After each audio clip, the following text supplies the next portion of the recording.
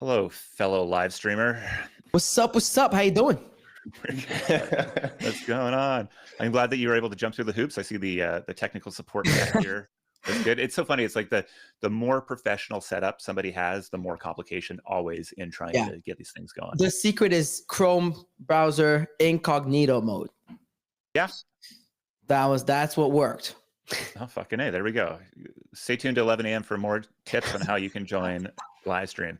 All right, man. So we have sort of framed up the conversation today through this lens of like competition in these obvious, very, very large, very exciting markets.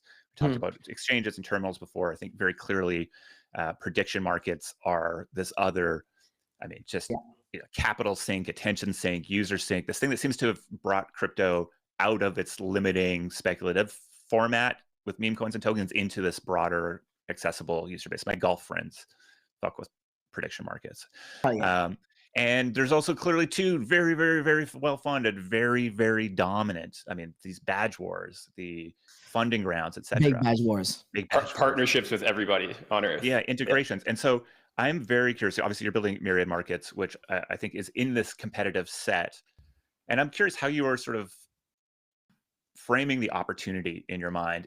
Are you going to go unseat one of these two big boys? Is this market just so big that there is just a whole new market within it that you can go serve? I'm curious about the strategy here. Since the inception of Myriad, we've always believed that there's a market big enough for everybody to participate. Well, everybody, you know what I mean? Like for other participants to be able to take over. We came up with the idea of Myriad in March 2024. So it's been a while now, like 20, 21 months. Yeah. And at the time I was like, you're crazy. There's only Polymarket. And then 8 months later, it's like, you're crazy. There's just Polymarket and Kalshi. But now there's Polymarket, Kalshi, Coinbase, Robinhood, Fanatics, Prize Picks, DraftKings, and then all the next generation ones. Myriad, Opinion, Predict, like, blah, blah, blah, blah, blah, blah. And everyone and their mothers is almost launching a prediction market or integrating one now. And so it's changed. And so for me, the pie has always been big enough. This is a multi-trillion-dollar asset class in the making. And so when there's multi-trillions of dollars involved, then there's definitely room for dozens of participants and winners. So is there like a distinct user group or user persona you guys are targeting or think you've built the best product for? Definitely. So at the moment, obviously, like we believe that we're one of the strongest crypto natives prediction markets out there. And the reason is that we reverse engineered it, right? We built distribution first. I'm a media guy, right? We own one of the largest media companies in crypto. We own Rug Radio and Decrypt Media. Decrypt being like the second largest news site in all of crypto after CoinDesk. Probably first neck and neck, right, at this stage. So, and Rug Radio being Rug Radio, just like you guys, you've seen the streams, you've seen the media, the attention that we have. Rug Radio made it to the White House, we have a press pass, etc. So at this stage, we're one of the, yeah, it's pretty cool. We're one of the, the bigger forces in media. So for me, it was like, okay, we're going to use this distribution in order to get ourselves to the levels of at least in the same mind share and group of Kalshi. And you hear me now say often Polymarket, Kalshi, Myriad, and you look at the Kaido mindshare boards, and then you look at the timeline, you look at everything, you look at the volume, right? We just hit $100 million total lifetime volume. And so for us, we just reverse engineered it. Like we used the media that we owned in order to put ourselves in that sense. I do think that it would be harder if we couldn't, right? Which is like our marketing spend is little to $0, but because you could argue that my marketing spend is creators like myself, Tyler, and Decrypt Media itself, but we own that. So it's definitely helped a lot. So when you say it's the best thing for crypto natives, is that more because of the social context that exists around it, or is that technically it is for some reason? So first and foremost, I do think that we're fully on-chain prediction market. So I do think that for the crypto natives, like we're definitely one of the better options and the easiest options, right? Whether you want to predict on abstract, on linear, or on BNB, we got markets for you. So there's that. Second of all, we just more lean and faster. For example, like when Zcash was popping off, like for the last few weeks, we were some of the first people to launch Zcash markets, and we did $2.5 million volume on a Zcash market in a span of a week. Or like when the South Park episode was coming out, we launched a South Park market. We were quicker than Polymarket and Kalshi to launch it. And while obviously we're another ones mentioned there, one of our South Park markets did more volume, if not as much volume as the Polymarket one. And so I would say, care to crypto natives because this is our niche and this is really where we've grown, right? We're truly a grassroots like Web3 project. Yeah, interesting. Speed to markets is very much a competitive edge here, especially as you start to see how this media gets shared. What are you? I'm curious about the market structure here for these individual prediction markets. Is this sort of like a very traditional exchange type? Are you using AMMs? Like, what's going on under the hood here in each of these markets? At the moment, it's all AMM because honestly, like you can't really run a club market when you're too small and there's like no volume on your platform. Like this just doesn't work because there's no demand. AMM is the best way to go when you're small, in our opinion. Obviously, like then comes the question of liquidity, which we have been seeding, or then we have liquidity partners, etc. But we are going to be moving out of that and into a traditional like order book market because you can't scale with AMM. It just doesn't work. What is that sort of? Is that a volume, or like what's the metric that you track to make you think, okay, we should go?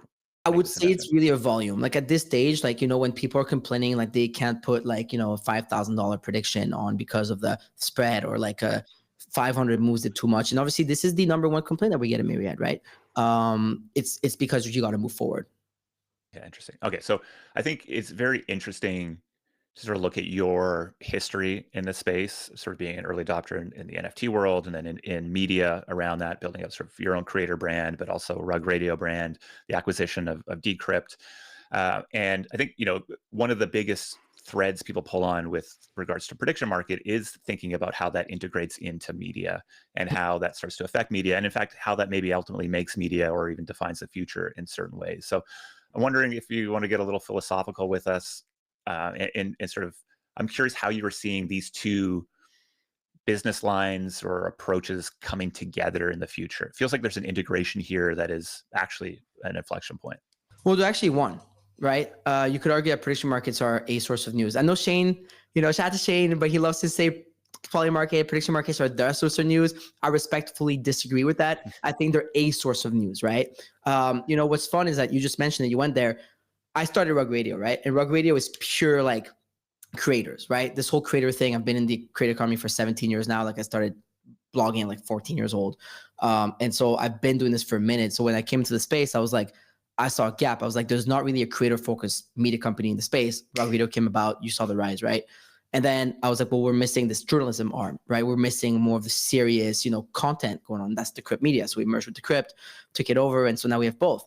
But when you have the best of both worlds, now you're missing one, which is kind of the opinion of the people. And we realized early on that would be prediction markets, right? And prediction markets are a great way to gauge the sentiment, right? That's why we have these sentiment markets also MYRIAD that are really cool. And so for me, it's awesome because now we have all three of them, right? You want to listen to a fun show and listen to opinions of creators like Mando, Tyler, myself, you go listen to Rug Radio. You want to stick to your traditional journalism that, is very, in depth and research, you go read Decrypt Media, right? And then you want to see what the people think and how they're trading their opinions, and you want to put your money where your mouth is, and you go trade on MYRIAD markets. So I think that they're becoming one. And, early on, like I said, like we use our distribution mechanism to distribute these markets. So like when you go into Decrypt, you could pull up any article on Decrypt Media. And with the SDK that we've built, you're going to have an embedded market on there. So while you're reading an article, let's say about Michael Saylor, right? The AI is going to pick up on the fact that it's about Bitcoin. It's going to serve you maybe a Bitcoin price market, or maybe it's going to serve you a MicroStrategy price market. So it's almost like polling 2.0 or 3.0, whatever you want to call it, except that it actually works this time around, and that because it has actually like people have skin in the game. So I think that industry is becoming one, and it's really interesting to see how it's evolving now. Do you see this as like an improvement on the business model of media? Do you look at like the MYRIAD markets as a better, or in the same way that you maybe would look at advertising, et cetera? So 100 million%, which is actually why we went there, right? So owning a media company is not easy, right? Media companies do not make money, right? Media companies have two options. One, close shop, go bankrupt, or two, sell to a billionaire, right? And early on, I noticed like billionaires love media companies, right? Bezos and Wall Street Journal, Benioff and Time, Elon and X. And so that's always been their thing. But media companies inherently, unless they raise an unlimited amount of money, do not make money, right? You're either like break even, or you're just slightly red, very red, or you're just slightly green, right? You're never really making a ton of money. And, I'm trying to build a very big and profitable business. I'm trying to build a unicorn out here. So that's what got us scratching our heads with my co-founder and CEO, Loxley. So we're thinking like, how do we actually like redefine media, right? I thought Rug Radio was really cool concept with the DAO and everything early on to like redefine the concept of media, right? Bring it back to the people, but it's not enough, right? And so we were thinking prediction markets, right? We're like, okay, wow, we should do a prediction market because it's a good way to generate revenue, right? Prediction markets have fees, trading volume, etc. And then you can also, have partnerships. So it's worked pretty well for us. I mean, Myriad so far, I think since launch of like the USDC markets in March, on top of doing about $100 million worth of volume, has done over $500,000 worth of fees, right? And so a I lot think of advertisements. yeah, exactly. It's a lot of advertising. And then we have a few partnerships and integration coming up in the next few weeks that are going to show you that you can also share a revenue model, right? Like I could go to media companies. I could go to you, for example, put my markets on your show, and then we would split that revenue on the fee. So that's really something that made us, that's actually what made us go towards prediction markets. It was wanting to like redefine media and like turn it into profitable. Like one of the most interesting framings for prediction markets, or maybe a like subcategory within prediction markets, is hyperstition markets. So the idea that they're not kind of revealing truth, they're actually, creating the truth or creating the outcomes. I'm curious if I guess your general thoughts on that, and if you think there are interesting opportunities to kind of lean into that kind of emergent behavior. I mean, it's funny because like some people like I get what you mean, right? Like some people think, oh, because of prediction markets leaning that way, like this is the truth. But the thing is, then it could go both ways, right? Like I think was it like Bill Ackman that was saying like, oh, like nobody's gonna go vote for like Cuomo or whatever, because Zoran's like 99% on Kalshi, and that's making people not voted. But like the other way, voter turnout was like the highest it's ever been. Yeah, exactly. Well, first of all, it was the highest ever been, but also Bill and his boys could go out and like just like bid like $20 million worth of like, of Cuomo and just say, hey, like that's the other way around. I think also people were accusing, I think the Democrats of doing that for a moment, Kamala Harris on Polymarket, and then vice versa, they're accusing Trump of doing that with the Republicans on Polymarket during elections. I don't know, man. I think like prediction markets have been pretty spot on so far. I do not adhere, like I said, like to the whole thing that they are the truth. I think sometimes it gets a little cringe to it. It's like, oh, like Kalshi had it first or Polymarket had it first, which is fine. Like we run with that here sometimes as a joke too, because that's kind of like the thing. But I think that, they really have been pretty spot on thus far.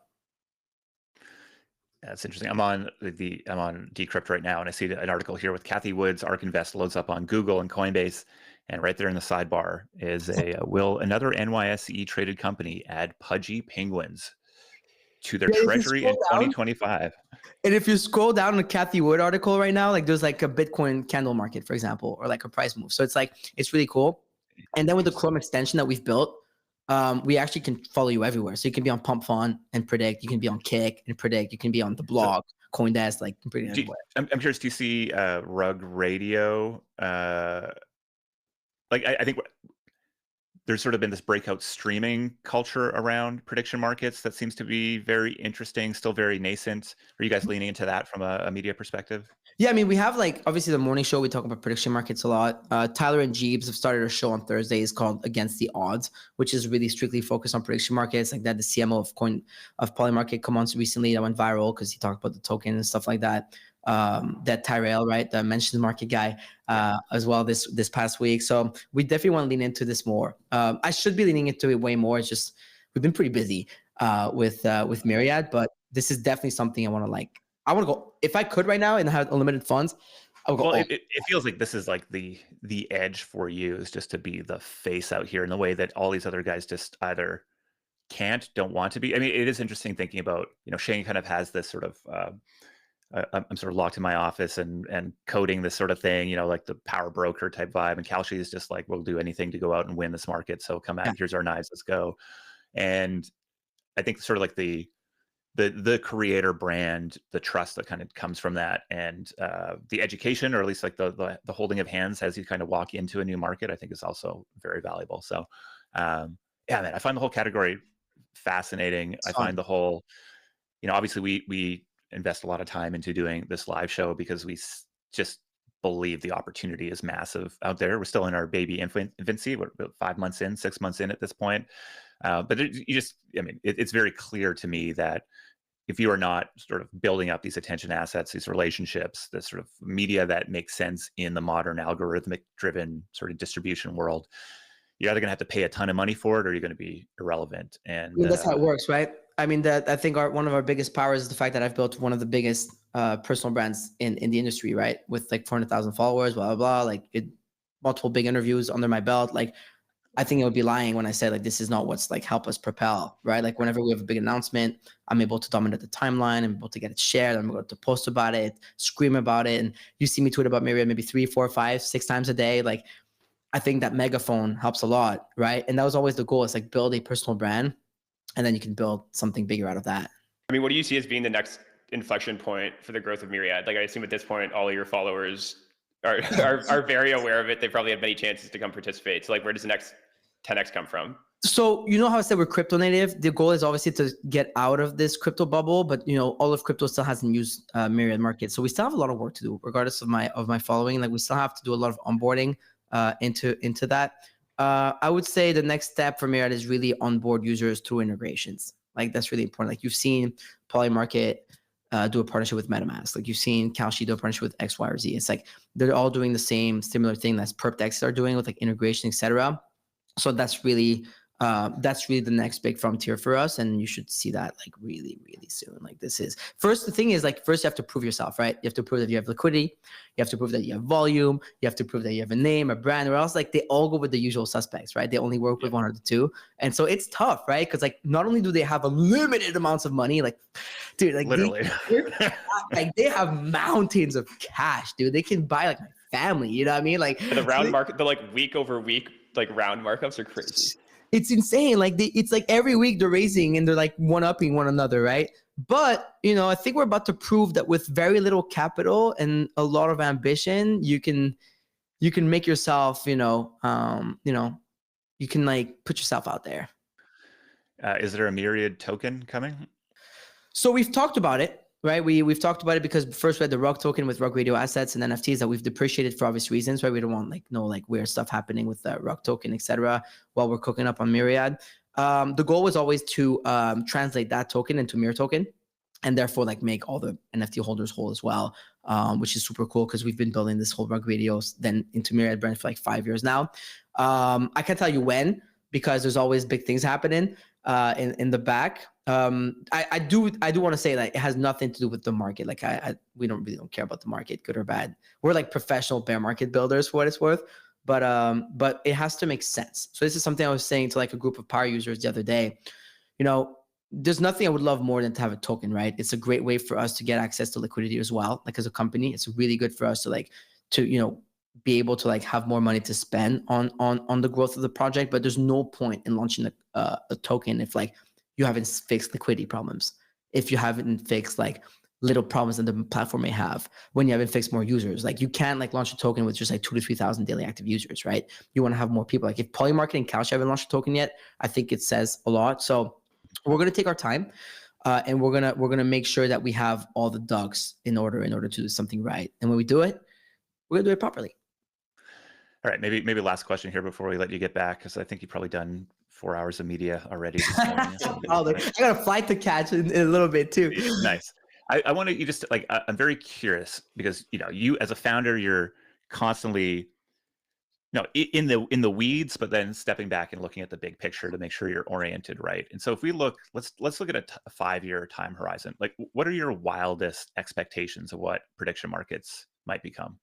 Well, it was a wild expectation when I was talking about it like a month ago. It's less wild now. People are starting to see it, but like we're talking about a multi-trillion-dollar asset class being built here. I think I've been saying that for a long time. Like if you look at the debt markets, if you look at everything else, like it's in the trillions.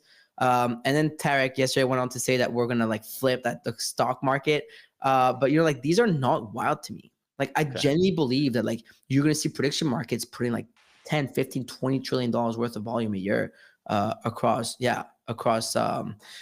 different ones, because it's something that the people want, it's something people like. I mean, you mentioned that your golf buddies all know about prediction markets. Like they don't do meme coins as much. Maybe sometimes during the Trump mania they'll do it, but that's it. Like NFTs were a big thing. I think the NFTs were the last mega like onboarded to the space, which worked out pretty well. But prediction markets are different. They're being integrated in your day-to-day life right now, in everything that you watch. And so I wouldn't be surprised to see that, and I wouldn't be surprised to see Myriad in the tens of billions of dollars in the next 5 years.